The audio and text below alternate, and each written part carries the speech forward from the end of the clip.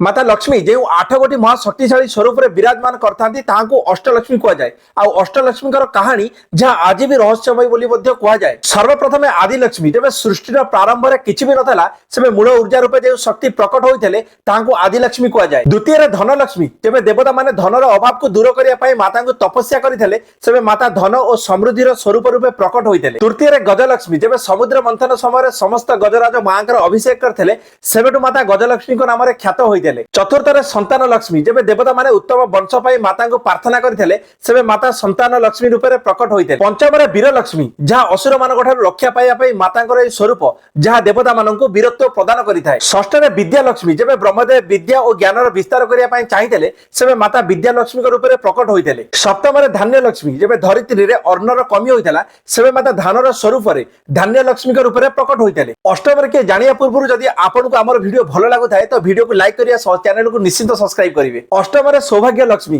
गृहस्थ जीवन को सुखी और मंगलमय करबा निमंते माता सौभाग्य लक्ष्मी के रूप रे प्रकट होइतले।